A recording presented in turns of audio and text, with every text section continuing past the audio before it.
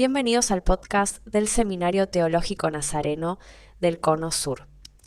Este episodio fue grabado el 6 de marzo en la ciudad de Pilar, Buenos Aires, en el marco de la 21ª Jornada de Perfeccionamiento Docente, FADES 2026.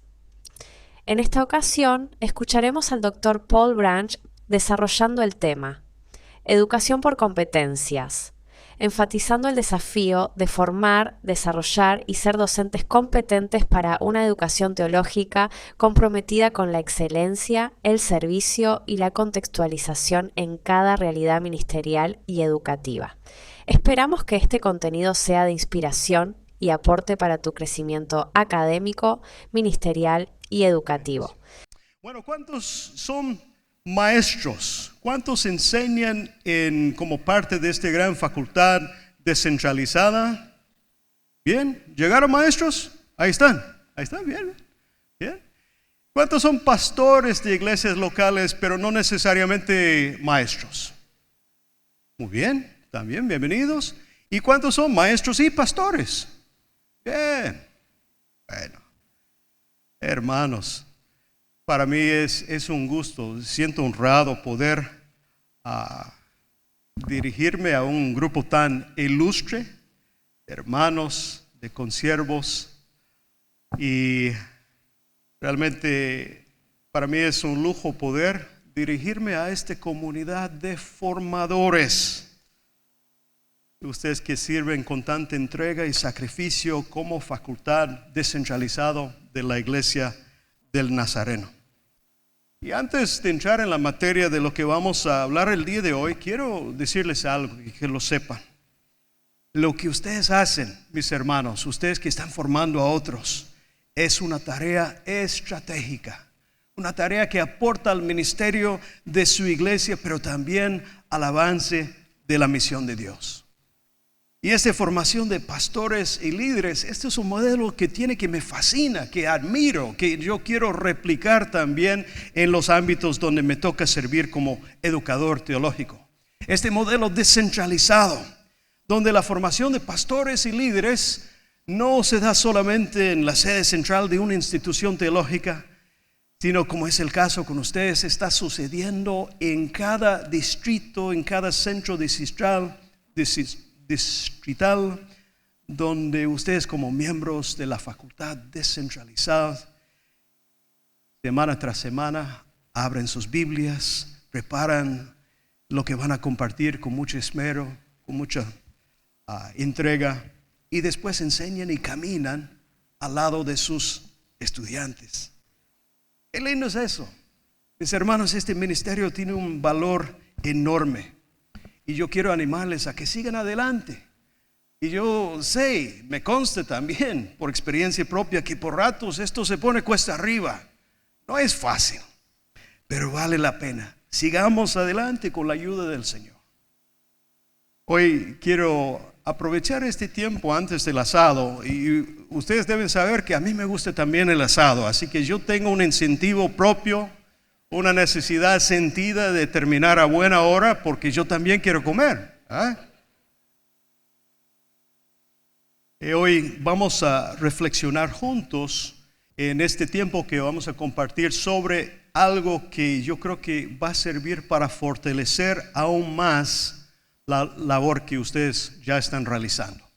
Y como aquí tenemos un grupo que abarca personas que están en el aula, con la formación de estudiantes, pero también pastores que llevan adelante un ministerio educativo desde los diferentes ámbitos ministeriales y desde el púlpito, pues quiero invitar a todos que traten de procesar este tema de educación por competencias y la otra temática que vamos a trabajar desde lo que uno hace. Que nadie diga, esto es para los maestros, pero no tiene referencia para mi ministerio como pastor. Esto es para todos, aunque se aplique de maneras diferentes. Esto es lo que quiero. Esta imagen es una pintura que lleva por título El mal pastor. Y ustedes conocen bien este texto bíblico. Lo que presentó Jesús lo que Él se presenta como el buen pastor y el contraste que hace con el que no sirve como pastor. Quiero que vean conmigo Juan capítulo 10, versos 11 al 14, y vamos a ver juntos este texto. Dice el Señor Jesús: yo soy el buen pastor. El buen pastor da su vida por las ovejas. Pero el que es un asalariado y no un pastor, que no es el dueño de las ovejas, este ve venir al lobo, abandona las ovejas y huye. Entonces el lobo las arrebata y las dispersa. El asalariado huye porque solo trabaja por el pago y no le importan las ovejas. Yo soy el buen pastor y conozco mis ovejas y ellas me conocen. Es palabra del Señor. Jesús en Juan capítulo 10, a la hora de presentarse como el buen pastor, Él hace una distinción poderosa entre lo que hace un buen pastor y lo que hace un asalariado. Y no es cuestión de título ni de posición, pues se supone que ambos son pastores. A ambos les toca cuidar a las ovejas. Pero la diferencia entre el buen pastor y el que no sirve como pastor es una diferencia de competencia para esa tarea. Y es una competencia vista desde varias perspectivas. Es que el buen pastor conoce a sus ovejas. Y no solamente las conoce, las tiene identificadas, las conoce personalmente y se compromete con ellas. Y ante el peligro, el buen pastor mete mano y actúa decisivamente y entrega hasta su vida con tal de cuidarnos. Y no así el asalariado. El asalariado, pues el empleado, pues sabe cuáles son las ovejas. Las conoce, pero hasta ahí.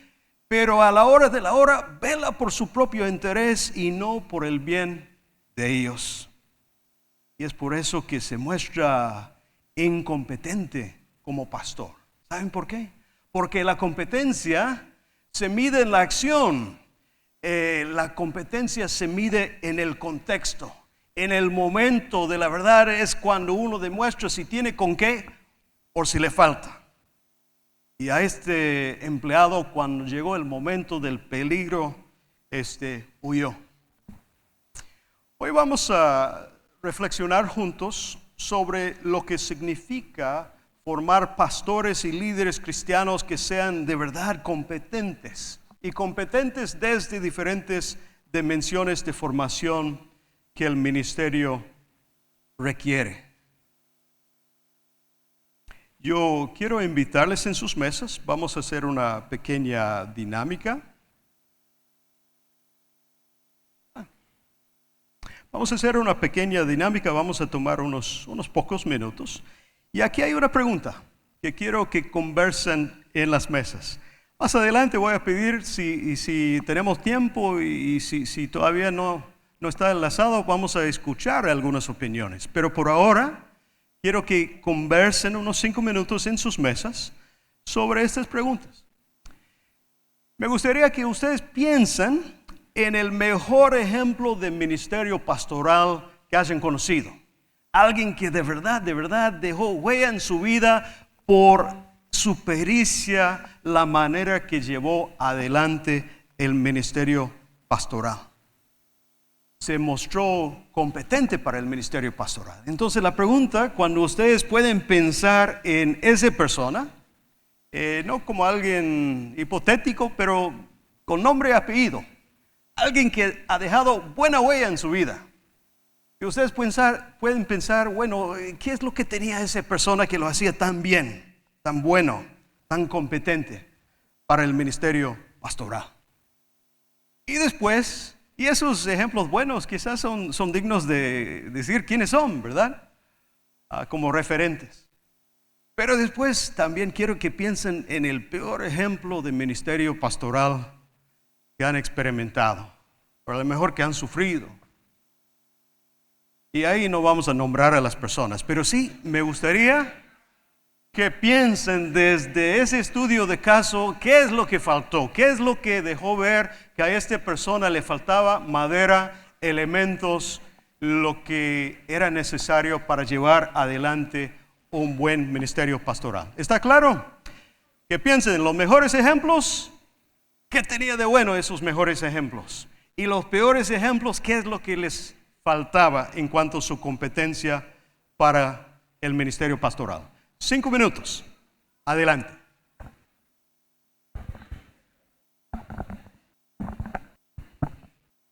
Un minuto más. Bueno, volvamos un momento. ¿Qué tal nos fue? ¿Pudieron pensar en algunos ejemplos? ¿Hemos sido bendecidos por buenos pastores? ¿En algún momento hemos sufrido por malos pastores? También puede suceder. Pues, no sé si notaron esto, que en el mejor ejemplo que ustedes pusieron, ese pastor que dejó huella en su vida, a lo mejor lo que uno valora de la persona, lo que uno recuerda de la persona, lo que llama la atención, no era cuántos títulos tenía, sus grados académicos o cuántos libros había leído. Uno más piensa en la forma de ser de ese pastor que dejó huella. Cómo es que actuaba, cómo era su llegada con las personas, cómo es que sabía responder a los momentos difíciles donde el pastor tiene que caminar con sus ovejas. Y cuando pensaron en el peor ejemplo, quizás lo que a esa persona, lo que le faltaba no era tanta información. Hay malos pastores que pues conocen bastante. A lo mejor no era que le faltaba información, sino algo más profundo. Vacíos del carácter, por vacíos de ética, por una falta de compromiso o la habilidad de trabajar con gente. El ministerio pastoral tiene que ver con trabajar con gente y hay personas que no quieren hacer eso. Y esa falta de competencias, esa falta puede resultar en un ministerio mediocre, que a fin de cuentas no tiene mucho impacto, no tira sombra. O en el peor de los casos puede resultar en un ministerio que en lugar de ser de bendición a las personas, pues termina siendo dañino. Y eso es lo que queremos explorar el día de hoy. ¿Cómo podemos, como educadores teológicos, también como pastores que están invirtiendo en la formación de líderes cristianos, cómo podemos formar personas, cristianos que no solamente sepan, sino que comprendan, sean y hagan lo que el ministerio requiere? Queremos hablar entonces de este tema de competencias. ¿Qué es una competencia? Y vamos a ver algunos ejemplos que nos ayudan a entender. Hay algunas definiciones técnicas que podríamos buscar para estudiar un poco sobre el concepto de competencia. Y aquí les voy a compartir uno, pero después vamos a ver unos ejemplos más sencillos desde la vida cotidiana.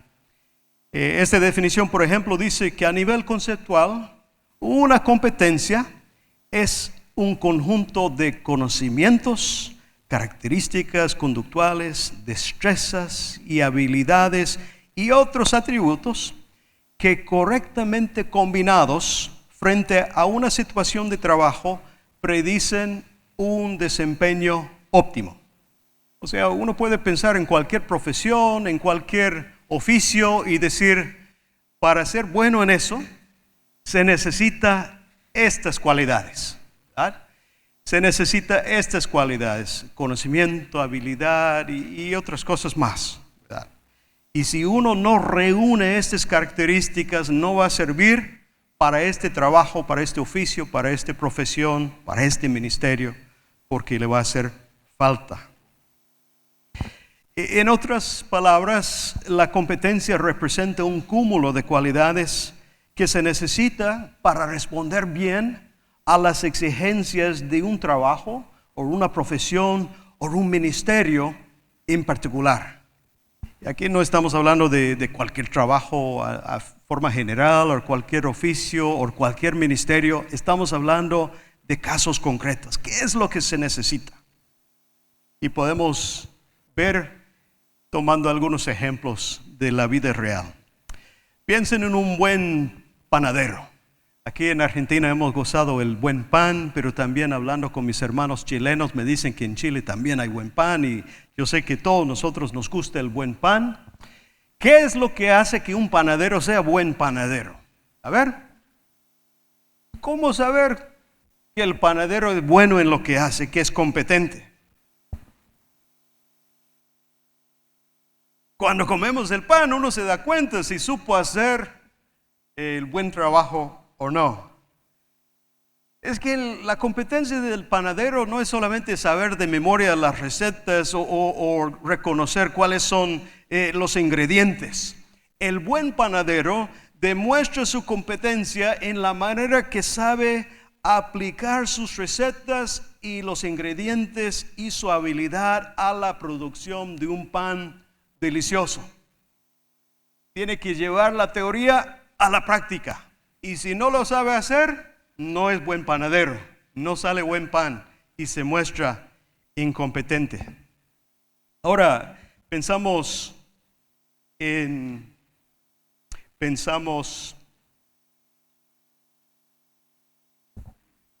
hay una definición que pueden ver. Una competencia es un saber en acción. Ahora pensemos en otro ejemplo del médico, que sabe no solamente el qué, pero cómo aplicarlo. Un médico que es competente deja ver que es buen médico, no solamente porque en la facultad aprobó todos sus exámenes. Un buen médico es la persona que sabe aplicar a los casos que van surgiendo día a día con los pacientes que se le viene. Toda la teoría y la práctica de su formación lo sabe aplicar a los casos de la vida real, al diagnóstico y la curación de los enfermos, a la intervención quirúrgica si fuera necesario.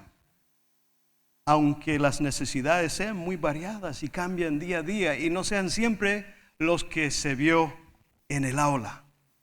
Eso es el buen médico.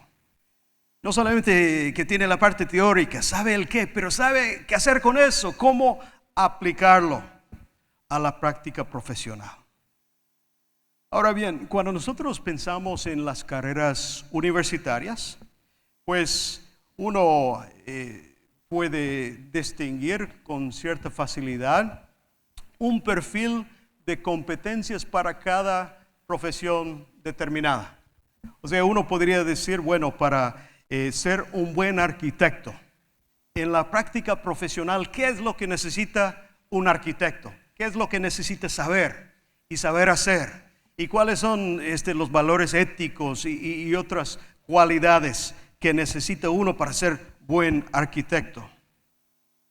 Uno podría también decir lo mismo, el perfil profesional que necesita un buen abogado.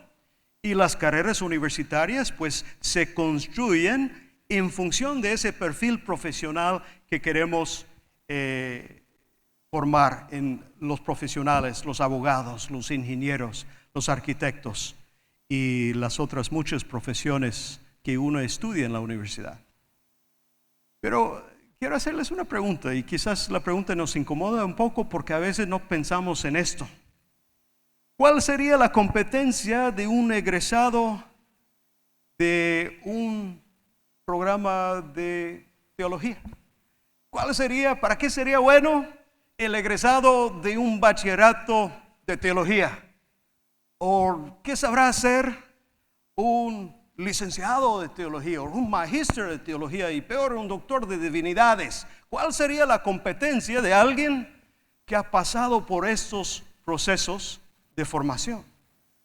Claro, tiene su competencia, tiene que ser, pero también nosotros desde la manera que diseñamos y la manera que nosotros enseñamos los programas, tenemos que tener bien claro hacia qué estamos construyendo, hacia qué estamos formando a nuestros estudiantes, para qué ministerios concretos en la vida real estamos formando estos hombres y mujeres de Dios.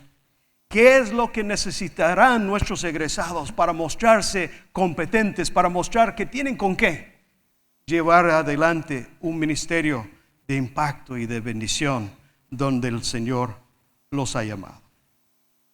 Este es el tema que nosotros queremos hablar en el día de hoy.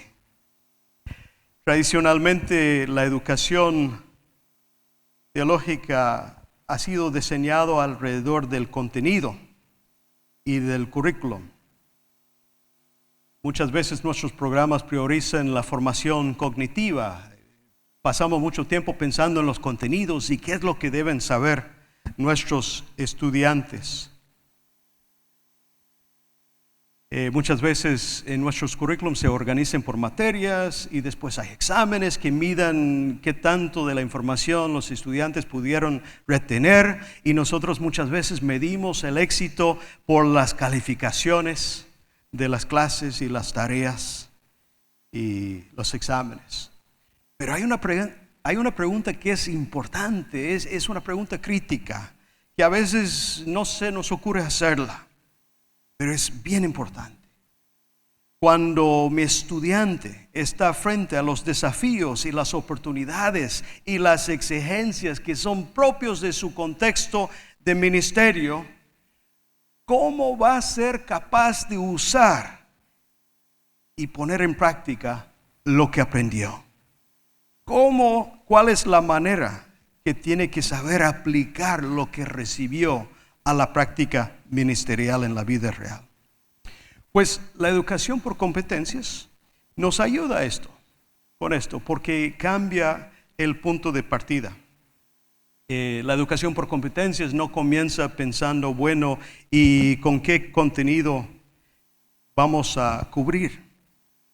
Sino que comienza pensando, bueno, ¿cómo debe ser capaz de aplicar el estudiante lo que recibió en su contexto de vida y ministerio? ¿Qué sabrá hacer? No enseño temas bíblicos y teológicos solo porque sí, sino con un propósito, y el propósito que el estudiante sea capaz de apropiar esas verdades bíblicas y que sean parte de su vida, que sean parte de su carácter, y después que lo que haya recibido en el aula redunde en su manera de ministrar.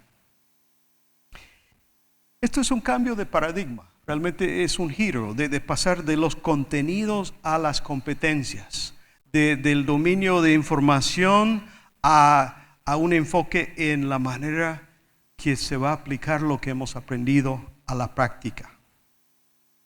Este cambio de paradigma es desde el énfasis en lo que nosotros enseñamos, y muchas veces es donde cae nuestro enfoque, ¿verdad? Y tenemos que preocuparnos por lo que nos vamos a enseñar. Está bien, tenemos que prepararnos bien como maestros, pero esto nos lleva a pensar más allá de lo que yo digo como maestro, lo que yo hago como maestro, me lleva a pensar en la manera que el estudiante sabrá aplicar esto a su impacto ministerial, lo que el estudiante podrá hacer fuera del aula. Entonces, esas dos definiciones que valen la pena recordar de competencia, pues quiero que los graben bien. Una competencia es un saber en acción. Repiten conmigo, es un saber en acción. Y en segundo, una competencia es saber el qué, pero también el cómo. Repite, es saber el qué, pero también el cómo. Una competencia es un saber en acción, y una competencia es saber el qué, pero también cómo aplicarlo. Igual que el panadero, no basta solamente conocer la receta. Hay que saber hacer el pan y que sea buen pan. No solamente eso, tiene que ser un buen pan con los ingredientes que uno tiene a mano, con el horno que uno dispone para las personas que uno está sirviendo. Y esta es la competencia ministerial. Ahora, quiero reconocer algo siendo sincero. Yo imagino que es así con ustedes en su iglesia, en los contextos donde sirven. En Guatemala es así. Muchas veces las iglesias tenemos una expectativa idealizada, hasta irrealista, de lo que el pastor debe saber, ser y hacer. ¿Verdad que sí? Ser pastor es duro y se espera mucho de los pastores, y a veces más de la cuenta. Se espera que los pastores tengan la fuerza de Sansón, la sabiduría de Salomón, la paciencia de Job, la agilidad de Zaqueo y otras cuantas cosas. Todo en una sola persona. Y uno diría, bueno, Jorge Hulka sí, pero yo no. La verdad es que ningún programa de formación puede producir un pastor que es un todólogo. Y Dios tampoco espera eso de nosotros. Eso es lo que nos dice el apóstol Pablo en 1 Corintios capítulo 12, 4 en adelante. Ahora bien, hay diversidad de dones, pero el Espíritu es el mismo. Hay diversidad de ministerios, pero el Señor es el mismo. Y hay diversidad de operaciones, pero es el mismo Dios el que hace todas las cosas en todos. Pero a cada uno se le da la manifestación del Espíritu para el bien común. Entonces ninguno de nosotros tenemos todos los dones y ninguno de nosotros tenemos todos los llamados. El Señor nos ha llamado y capacitado para ministerios específicos, y nuestros estudiantes también se preparan para ministerios específicos. Y cada uno de nosotros, en obediencia al llamado que hemos recibido, y nuestros estudiantes también, estamos llamados a prepararnos para estar a la altura, la talla del ministerio específico, lo que ese ministerio exige, requiere en la práctica.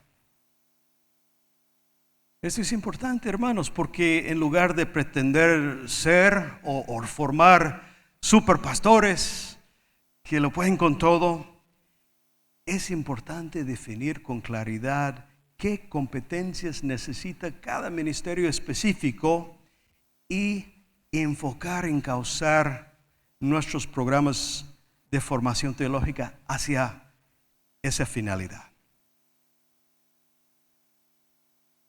Quiero pensar un poco con ustedes en la manera que se pueden organizar estas competencias. Hay una imagen que me ha ayudado a entender esto, que es la imagen del iceberg. ¿Se dice iceberg? Esa es una palabra en inglés que me favorece, porque en inglés es lo que más entiendo, ¿verdad? Bien, algunos vienen muy del sur, ¿verdad? ¿Cuántos han visto un iceberg con ojos propios? En Chubut hay, ¿verdad? Bien, también. Bueno, yo en fotos nada más, pero ustedes me dirán si son así, ¿verdad? Me dicen que los icebergs, que la parte mayor es la parte debajo de la superficie del agua, ¿verdad? Y la parte que uno mira arriba de la superficie, aunque parezca enorme, pues hay una parte mucho más grande que está sumergido. Pues yo pienso que nosotros podemos pensar en la formación, por ejemplo, de siervos de la iglesia del Nazareno, de competencias clasificadas de tres maneras. Podemos pensar en competencias que son transversales, podemos pensar en competencias que son genéricas, y podemos pensar en competencias que son específicas para un ministerio en particular. Por ejemplo, cuando hablamos de competencias transversales, ¿a qué me refiero?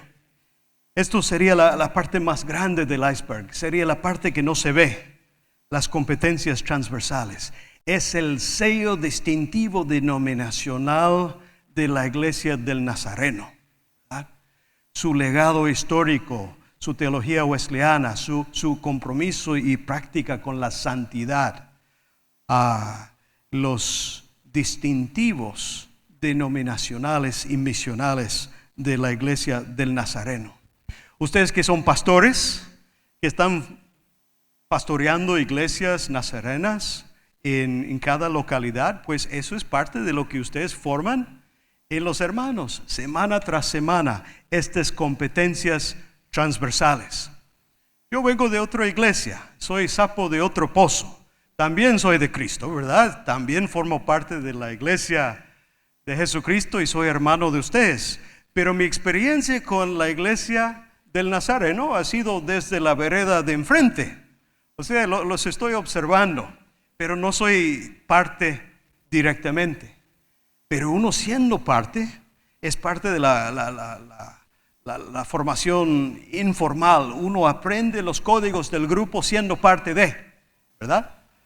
Y las competencias transversales tienen que ver con eso, que los que van a ser cristianos y siervos dentro de la iglesia nazarena, que aprenden a servir y ser nazarenamente, si se puede decir de esa manera. Pero después, y yo diría que estas competencias que no se ven son las que sostienen todas las demás. Es el sello, son los distintivos denominacionales, y sin esta base pues un ministerio carece de fundamento. Pero después hay competencias genéricas. ¿Cuáles son las competencias genéricas? Uno podría decir que, bueno, todo cristiano, y en particular los que van a ser siervos cristianos dentro de la iglesia nazarena, estos son competencias genéricas que todos necesitan. ¿Cuáles serían algunas de las competencias necesarias para ser un líder cristiano, sea cual fuera el ministerio? Uno podría pensar en madurez espiritual, ¿verdad? Integridad. Uno podría pensar en la salud de la vida y la vida familiar, con el compromiso ético que uno tiene, con las convicciones arraigadas y sinceras que uno lleva. Uno podría pensar en los conocimientos fundacionales de Biblia y de teología, que uno esperaría que todo líder tenga eso, ¿verdad? Pero todavía estamos en un punto de competencias genéricas, porque no hemos llegado a hablar de ministerios en particulares. Y esto es el punto visible del iceberg, que son las competencias específicas. Y las competencias específicas van a variar para cada ministerio, porque lo que necesita un líder de alabanza no es exactamente lo que necesita un pastor, que no es exactamente lo que necesita un misionero transcultural y otros ministerios más. Sobre esa base de competencias transversales, las competencias que son el sello denominacional y las competencias genéricas que son compartidas por todos los siervos cristianos, se construyen competencias específicas orientadas a cada ministerio en particular y a los contextos donde uno va a servir, para que la persona a la hora de servir tenga con qué servir y con qué ser competente. Cada ministerio tiene sus exigencias, cada contexto tiene su particularidad, y la formación que ofrecemos será más fuerte, más enfocada a la medida que esa formación esté orientada a las competencias que cada ministerio en particular requiere. Ahora, pensemos un poquito en cómo organizar esta formación. Hay unas dimensiones que podemos mencionar de formación integral que abarcan la totalidad de la persona. La competencia ministerial no se reduce a una sola dimensión. Nosotros podemos hablar de tres ejes que son clásicos, que son conocidos. Muchas veces nos hemos acostumbrado a pensar en términos de la cabeza, del corazón, de las manos. La cabeza es la parte de conocimiento, es la parte de información, es la parte teórica. Y para enseñar cualquier temática, y la Biblia, la teología, el ministerio también es así, ¿verdad? Hay que enseñar y manejar cierta información. Y esa información y lo que uno imparte, lo que los estudiantes memorizan a nivel de conocimiento es importante, pero no es suficiente. Uno busca no solamente que lo tengan memorizado, sino que haya comprensión, que sepan qué hacer con eso. Y eso nos lleva a la parte del hacer, las manos. Son las habilidades y las destrezas ministeriales, y son las maneras que uno es capaz de llevar a la práctica lo que ha aprendido, la teoría que ha recibido a la práctica. Y ustedes en su día a día, pues hay muchas cosas que hacen. Saben predicar, saben enseñar, aconsejar, ser líderes, resolver conflictos, evangelizar y muchas otras cosas más que son parte de esto de llevar la teoría recibido a la práctica ministerial. Es la transferencia a la práctica. También tenemos que trabajar el ser, el corazón, que tiene que ver con nuestro carácter, con nuestra madurez espiritual, con nuestros compromisos, con la vida espiritual, con la integridad, con la sinceridad que nosotros tenemos nuestras convicciones y nuestra relación con el Señor, la manera que nosotros obedecemos de corazón, cuando nos ven y cuando no, el compromiso que uno tiene con Jesucristo y con su iglesia. Estos son aspectos del ser. Pero usted sabe que en los últimos años en las ciencias de la educación, pues ha salido, se ha sumado otra dimensión que también es importante, que quizás siempre ha estado ahí, pero merece que lo tengamos claro para trabajarlo con intención.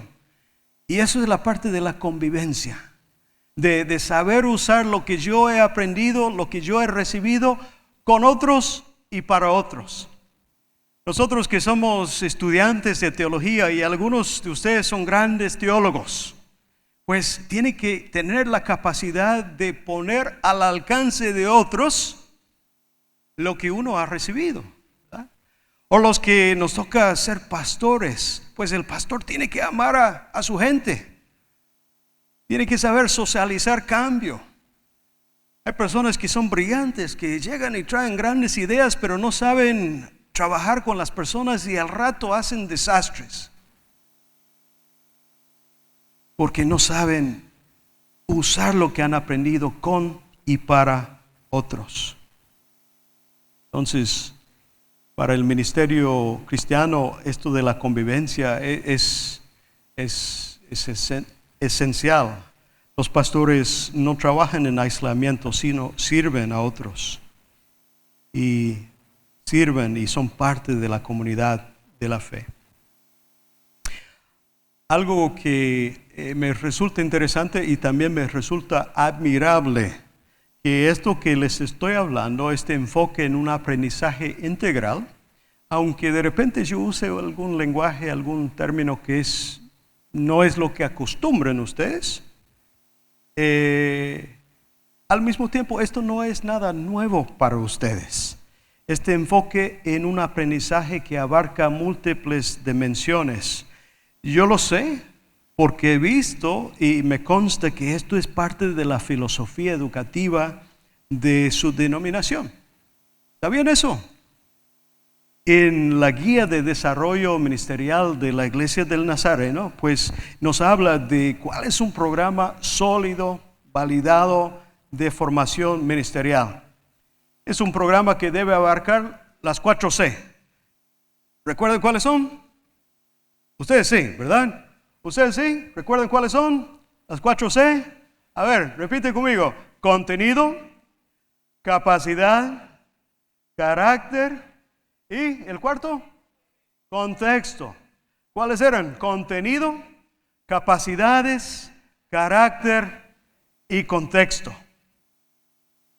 Y esto me parece genial. Lo tienen claro ustedes. Ese guía ministerial también hace muy explícito el perfil que se busca y se requiere para los ministros nazarenos. Establece muy bien, describe en detalle lo que los pastores nazarenos deben de ser y deben de conocer y deben de ser capaces de hacer con y para otros. Y esto es importante. Se dan cuenta que esto es algo que va mucho más allá de la transmisión de información. Ahora, aquí hay un desafío, porque la guía ministerial está bien trabajado. Estoy seguro que expertos, teólogos y pedagogos y educadores teológicos con mucha trayectoria plasmaron esos buenos fundamentos en ese manual que sirve para orientación de todos los programas y instituciones teológicas de la iglesia. Pero una cosa es que queda y que conste en papel. El desafío es cómo llevarlo a la práctica, cómo hacerlo. Y esto es un desafío que nosotros tenemos que tomar en cuenta. Nosotros que somos maestros, pues déjame decirles que es difícil evaluar el carácter. Ustedes me pueden pasar un examen, enseguida voy a dejar en evidencia lo que sé y lo que no sé. Es más fácil evaluar contenido, lo que uno sabe. Pero ¿cómo evaluar lo que uno es? Ahora, ¿es importante evaluar carácter? ¿Nos importa el carácter, formación espiritual, madurez? Sí, nos importa. Pero ¿cómo darnos cuenta que nuestros estudiantes están caminando y creciendo, avanzando en esas líneas que la iglesia ha establecido como fundamentales para su liderazgo? La evaluación de capacidades para el ministerio, el carácter cristiano, la habilidad de los estudiantes de aplicar lo que han aprendido a los distintos contextos ministeriales donde trabajan. Esto es más complejo. Y yo diría, mis hermanos, que esto requiere de ustedes mucha creatividad y mucha intencionalidad. ¿Cómo vamos? El asado todavía no está, ¿verdad, Jorge? Ok, yo estoy atento. Esto es importante y no es fácil. Y creo que ninguno lo puede hacer solo. Yo creo que para poder evaluar bien la formación de nuestros estudiantes, su nivel de competencia, el crecimiento de su carácter, la formación de su vida espiritual, el perfeccionamiento de sus habilidades para el ministerio. Es probable, hermanos, que esto va a requerir de ustedes una cooperación estrecha entre varios actores. De repente cada uno tiene que ver con esto, pero también todos tienen que ver con esto. A mí se me ocurre que va a requerir una cooperación estrecha entre el seminario, entre ustedes que forman parte de la facultad de profesores descentralizados, entre los que coordinan los centros de capacitación, con los pastores de las iglesias locales y también los superintendentes haciendo de su parte. Esto es importante y nadie puede hacerlo solo. Se trata de una formación que tiene que evaluarse y comprobarse en la práctica ministerial y en la vida cristiana y que va a requerir de varios apoyo y cooperación. Entonces, lo que nosotros estamos buscando en este tiempo que todavía nos queda mientras esté el asado, ¿verdad? Es apoyar en algo para ayudarles a llevar estos ideales que ustedes ya tienen, que son bien fundamentados y que me consta que lo están haciendo, pero está la necesidad todas las veces de trabajar para llevar esos ideales a la práctica. Hay un desafío que cada institución teológica tiene y todos nosotros que servimos en diferentes ámbitos como educadores teológicos, incluidos a los pastores. ¿Cómo podemos asegurar que lo que enseñamos, la manera que enseñamos y lo que se aprende, nuestros estudiantes, cómo podemos asegurar que esto de hecho está redundando en el impacto ministerial, de hecho está redundando en el avance de la misión que nos ha encomendado el Señor Jesús y de hecho está contribuyendo a la salud de la iglesia? Pues el enfoque en competencias, pues esto es lo que busca asegurarlo. Ahora, una pregunta que nosotros deberíamos hacer desde nuestras instituciones y desde los centros de capacitación y a la hora de pensar en los programas que enseñamos, una pregunta importante sería: ¿en qué proporción estamos formando cada una de estas dimensiones? Si estamos de acuerdo, si estoy predicando al coro y todos están convencidos de que, claro, es importante una formación desde múltiples dimensiones de la persona, en la práctica, ¿qué tanto lo hacemos? ¿En qué proporción estamos formando cada una de estas dimensiones?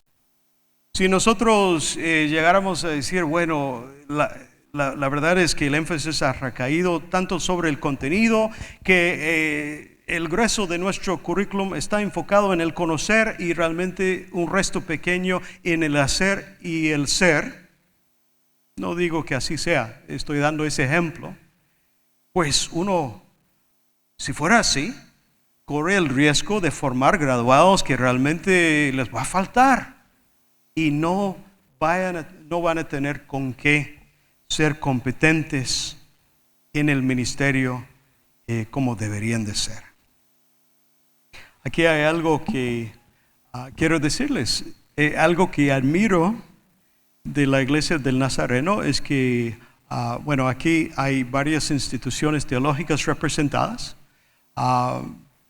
y yo sé que las distintas instituciones enseñan programas y no sé si los programas provienen desde la institución o si vienen del nivel denominacional. Pero ustedes que son los maestros, el maestro pues no tiene mucho control sobre ese currículum. Uno está enseñando en el programa que está, ¿verdad? Pero ¿dónde es que influye el maestro? ¿Dónde es que influye? Y estoy dando por sentado de que los programas son buenos, ¿verdad? Pero lo que quiero decir es que el maestro pues no tiene control sobre el programa. ¿Cuál es la parte donde el maestro realmente se muestra como actor protagónico y influyente en el proceso de enseñanza y aprendizaje? Ustedes tienen mucho control sobre la manera que enseñan. Ustedes tienen mucho control sobre la manera que evalúan a los estudiantes, sobre la manera que caminan con los estudiantes, sobre la llegada cercana que tienen con sus estudiantes. Y esa manera de estar de cerca con los estudiantes y de diseñar y llevar adelante su enseñanza de una manera que es apropiada y que es indicada para cada uno de ellos y para los contextos diferentes donde están enseñando, pues es un gran valor y también es un gran reto para los que son maestros. Aquí vamos a tener otro momento en las mesas. Hoy estoy regresando, eso es lo que queremos. Vamos a tomar unos 5 minutos solo para conversar esta pregunta. Ahí en las mesas pueden hablar en pares o pueden hablar a nivel de mesa, pero los que enseñan especialmente, en los cursos que enseñan, ¿cómo dirían que es la distribución en el énfasis actual entre cabeza, corazón y manos? Eso es una pregunta. Y otra pregunta, si yo pudiera cambiar algo en la manera que yo enseño o la manera que se enseña este curso, ¿Cuál sería mi propuesta y recomendación? ¿Está bien? 5 minutos para pensar en eso. Adelante.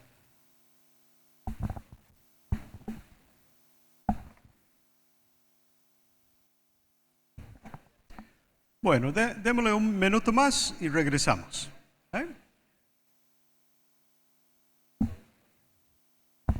Bueno, regresemos y espero que al final tengamos unos minutos para escucharles.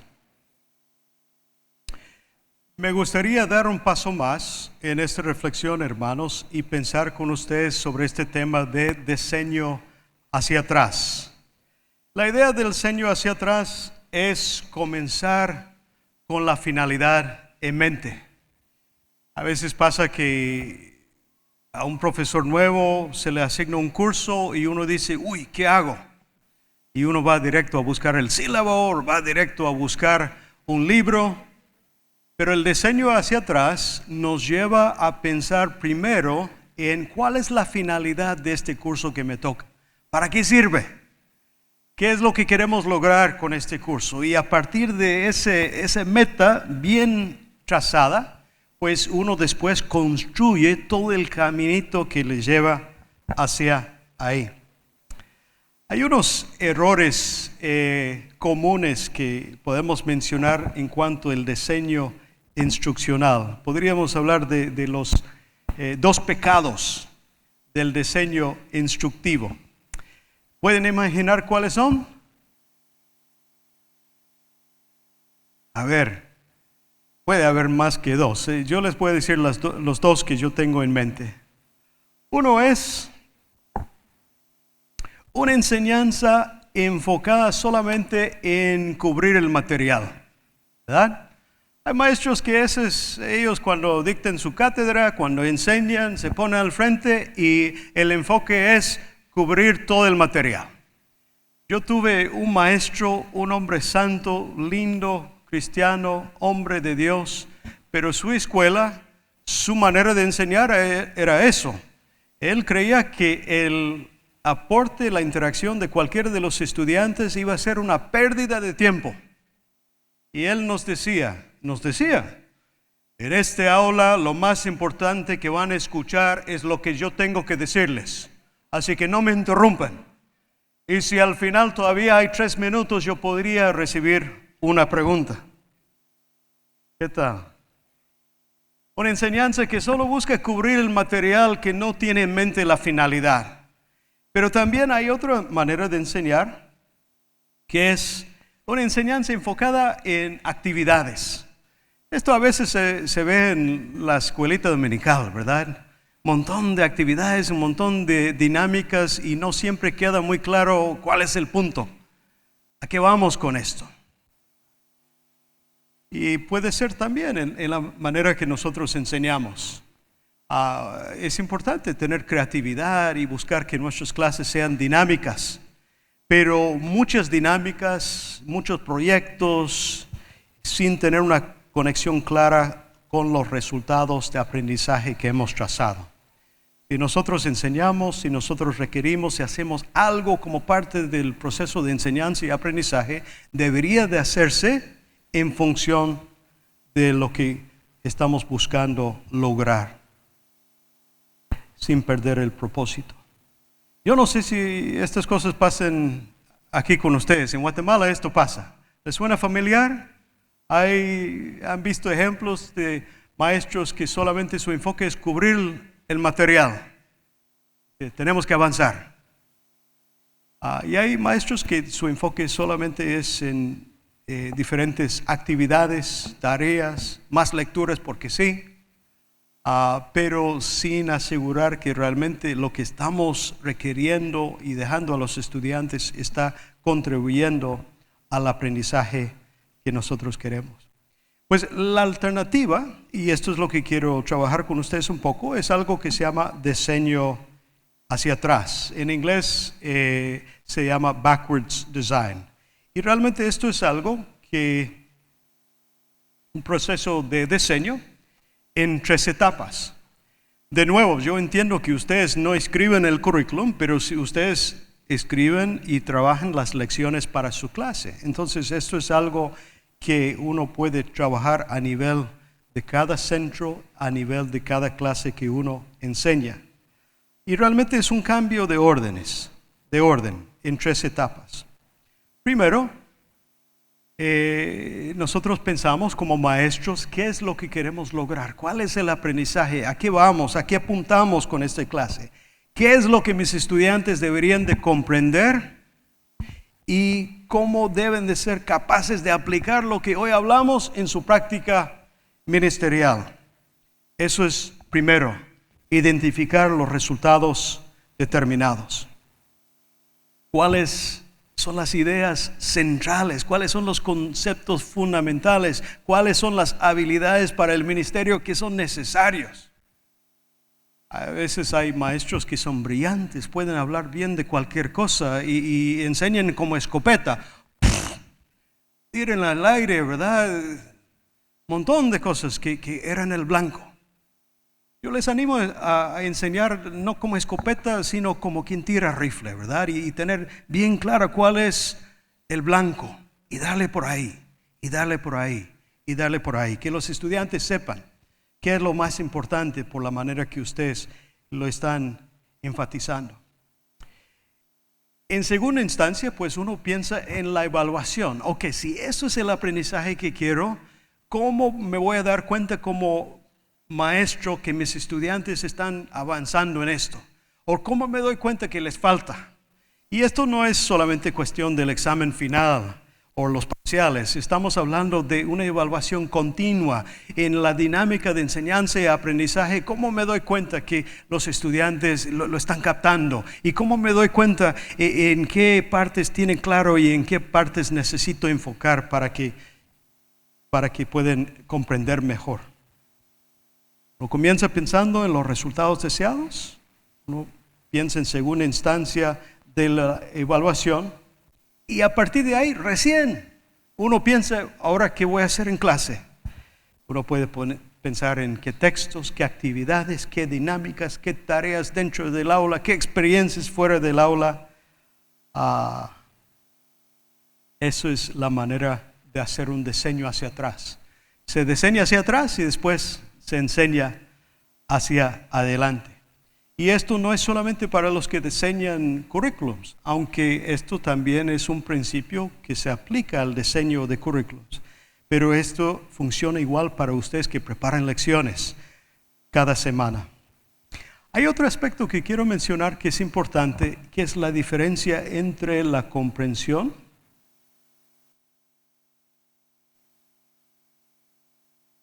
y el conocimiento. El conocimiento y comprensión. Ahora, ¿sabían que es posible conocer algo sin comprenderlo? Es verdad, yo puedo recibir una clase y ustedes me pueden explicar algo y después pasarme un examen, y si repaso un poco yo podría dar la respuesta correcta sin tener la más pálida idea qué significa, o cómo usarlo, o para qué me sirve, o cómo relacionar esto que me están diciendo con otras cosas que también me han enseñado. El conocimiento tiene que ver con esto, tiene que ver con datos, con información, con hechos. El estudiante que conoce, pues yo sé que esto es cierto. En un examen de verdad y falso, pues yo sé que es verdad, que es falso, lo correcto, lo incorrecto, pero no comprendo por qué. La comprensión tiene que ver con eso, tiene que ver con comprender el significado de la información. Yo entiendo por qué esto es así. Soy capaz de evaluarlo, de reflexionar en torno de esto que me han enseñado. Estoy capaz de analizarlo y aplicarlo. Y incluso de esto que he aprendido, soy capaz de hacer cosas nuevas que no son exactamente los proyectos que hicimos en el aula, sino que ahora soy capaz de aplicar esto a nuevas necesidades. Eso es lo que hace la comprensión.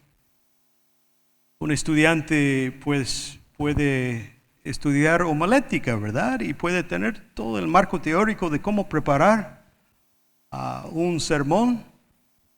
y no saber predicar, ¿verdad? Ya saber predicar requiere otra comprensión y otra aplicación de lo que ha recibido. Entonces, cuando hablamos de conocimiento y comprensión, el conocimiento es importante, pero les animo en la manera que enseñan, que buscan la comprensión de sus estudiantes, que buscan ir más allá de la parte memorística, que es, vamos para atrás. No podemos irnos para atrás porque se viene el asado, ¿verdad? Yo no me he olvidado, no sé ustedes. Yo los veo bien enfocados en la charla, pero en un rato yo los dejo solos. Ustedes se quedan aquí, yo voy a comer asado. Y esto nos lleva a una cosa que es importante también. Saber que las competencias responden a un contexto particular. No existe un perfil de egresado que es universal, que sirve para todos los contextos ministeriales. Las competencias que necesita un pastor para una comunidad rural en Bolivia son diferentes de lo que necesita un líder de una iglesia urbana en Buenos Aires, o en Montevideo, en Santiago. Y dentro de los países del cono sur aquí representados, pues hay una diversidad enorme de contextos, de necesidades, de desafíos. Y ustedes conocen estos contextos mucho mejor que cualquier currículum centralizado. Ustedes están enseñando desde los contextos y me parece que ahí está su fortaleza como formadores. Pueden tomar los contenidos que les han sido asignados como parte del currículum, como parte del programa, pero enseñarles de una manera que de verdad conecte con la realidad de sus estudiantes y que los prepare, no para un ministerio hipotético, un ministerio abstracto, que existe en un plano ideal, sino para el ministerio que los espera en los lugares donde viven. Entonces la pregunta importante para nosotros, hermanos, es: ¿qué necesitan saber y saber hacer mis estudiantes para ser de impacto en su contexto, en el lugar donde el Señor les ha llamado a servir? Vamos a pasar a un tema más.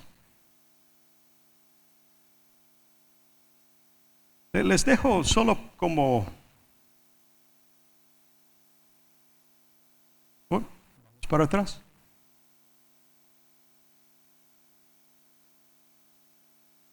Les dejo solamente como ejercicio mental. Y veo que algunos están sacando fotos y tomando notas. Con mucho gusto vamos a compartir estas presentaciones si a alguien le sirve, ¿verdad? Les dejo esta tarea que piensen, ¿verdad? En el contexto específico del ministerio donde están sirviendo sus estudiantes, ¿cuáles serían algunas de las competencias que sus estudiantes egresados van a necesitar para ser eficaz en su contexto? Y uno puede hacer el desglose pensando en cabeza, corazón, manos y también la manera de usar eso con y para otros. Piensen eso. Es una tarea pendiente no para las mesas ahora, sino para su quehacer todas las semanas. Vamos a hablar un poco de algo que es importante, que se llama transferencia.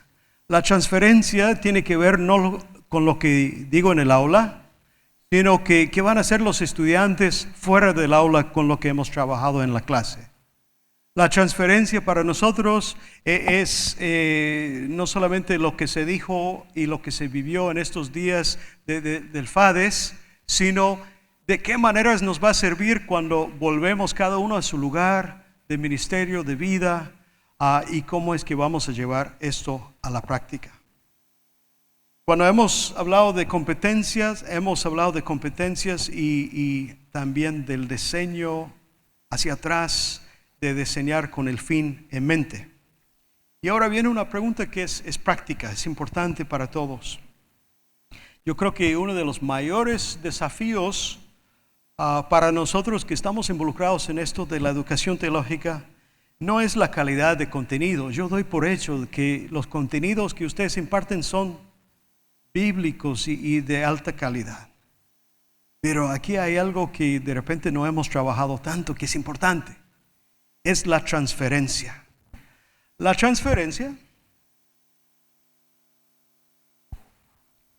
transferencia quiere decir la capacidad del estudiante de tomar lo que aprendió en el aula y transferirlo y aplicarlo a las situaciones reales de la vida y del ministerio.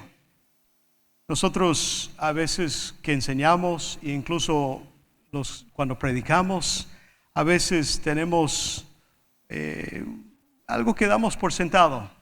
Con una buena enseñanza o con una buena prédica, ya está, todos aprendieron.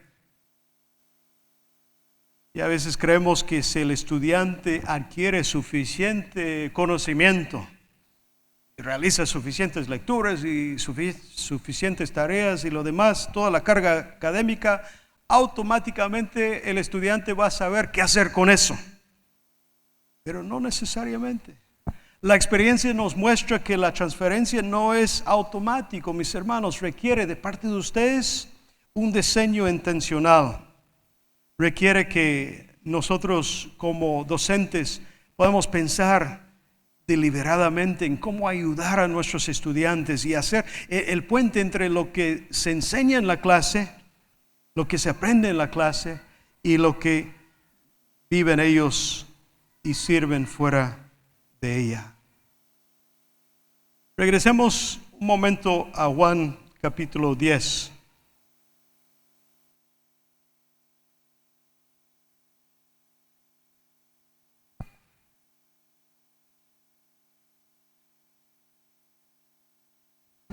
Pobre, ya le dio hambre, a mí también. Ya falta poco.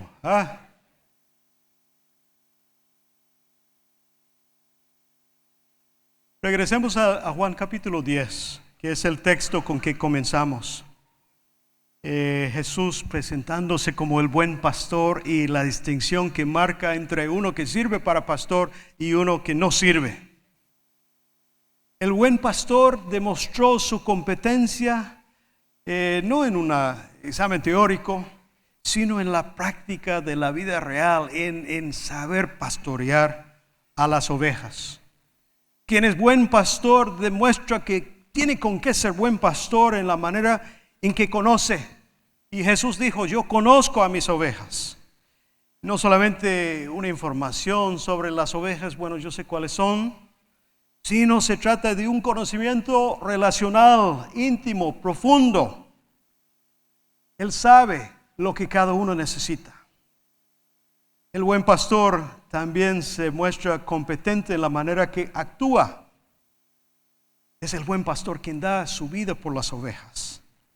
De parte del buen pastor hay una acción concreta, hay una acción sacrificial. No solamente tiene una buena intención y espera lo mejor para sus ovejas, sino que se pone y actúa a su favor y lo hace a gran costo.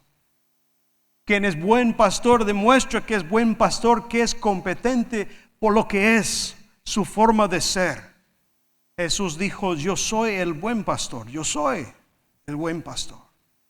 Una identidad que viene antes de la acción. Jesús no solamente hace cosas de pastor, sino que es pastor. Su carácter y su compromiso están detrás de todo lo que hace, lo fundamenta.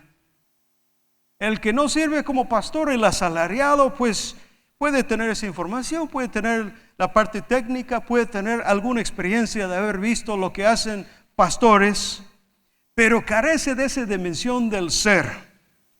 Y como no es dueño de las ovejas, viene el peligro y se esfuma el tipo. No le importa. Cuando llega la presión, la falta de formación integral se evidencia.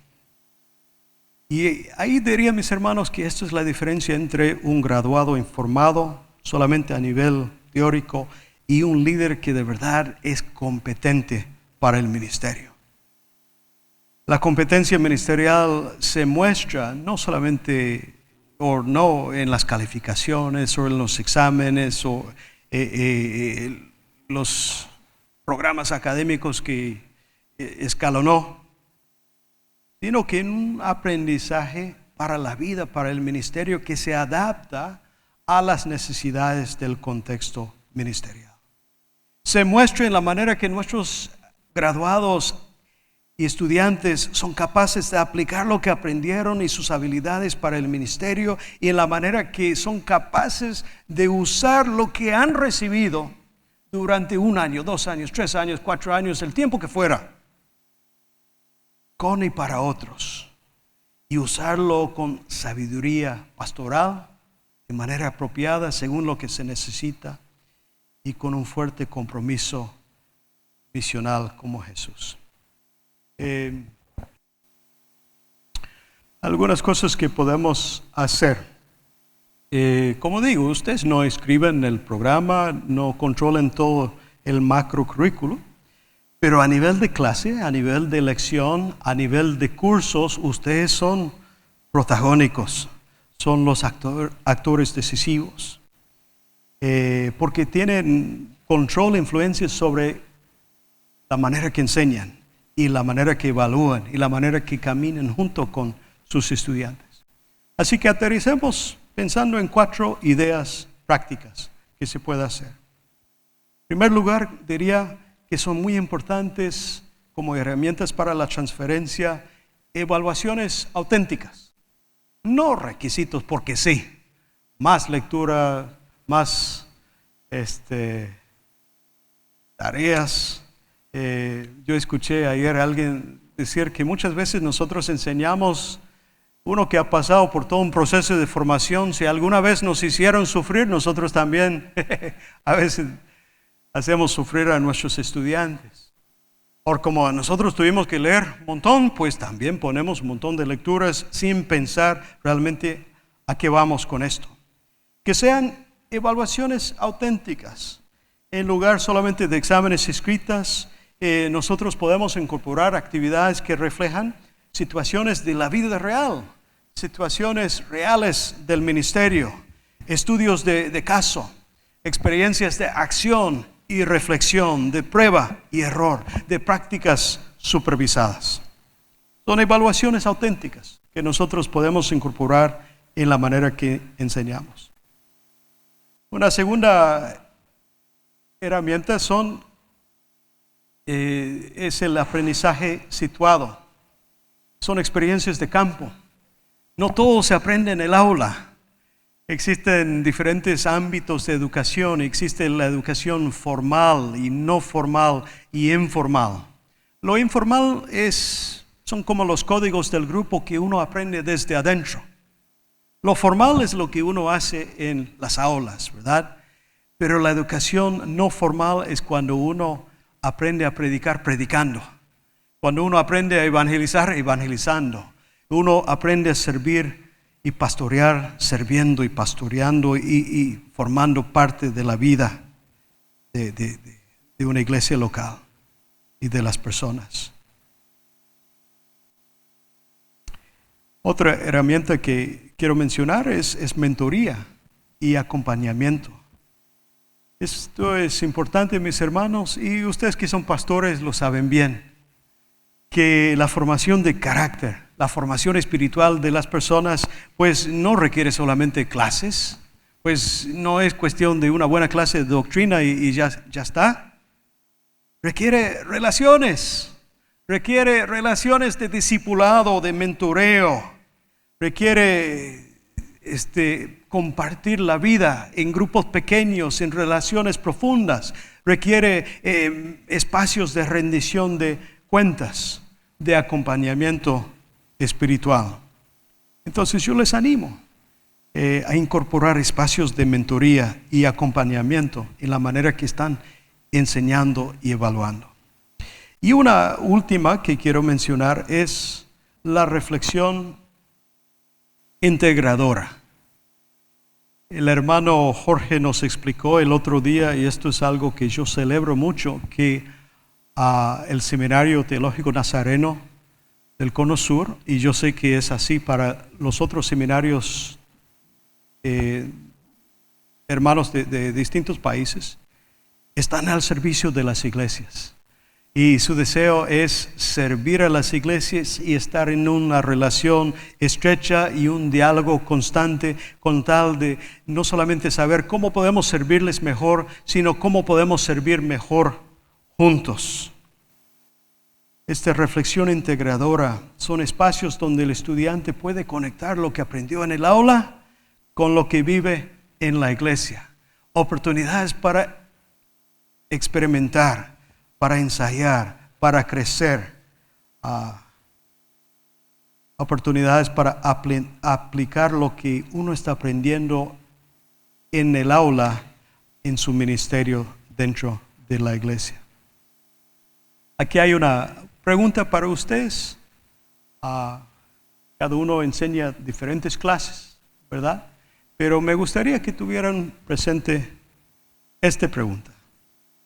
Si mi estudiante aprende bien lo que yo le voy a enseñar con este curso, y si yo como maestro enseño bien lo que corresponde enseñar en este curso, ¿de qué maneras debería de ser capaz de aplicar las perspectivas y las herramientas que adquiridas a su vida y a su práctica ministerial? Mis hermanos, si fuera por mí, yo le daría por 5 horas más, pero yo tengo hambre. No, ha sido un lujo estar con ustedes, hermanos, y estos periodos de hora y media yo sé que son largos, pero gracias por su atención, gracias por acompañar con su atención, con el trabajo en las mesas, y gracias de verdad por lo que ustedes hacen, hermanos.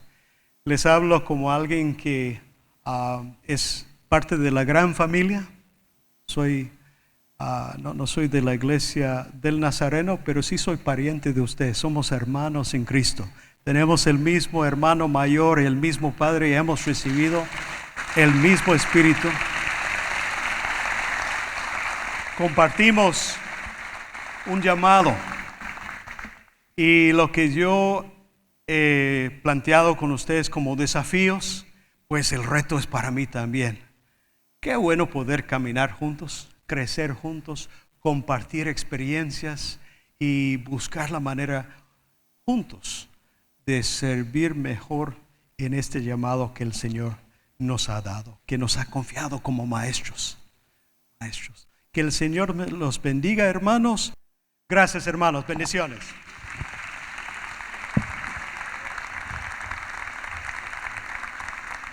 Gracias por acompañarnos y por escuchar este episodio. Te invitamos a seguirnos en nuestras redes sociales como STN Cono Sur para mantenerte conectado con más conferencias, recursos y contenidos de formación teológica, educación y ministerio.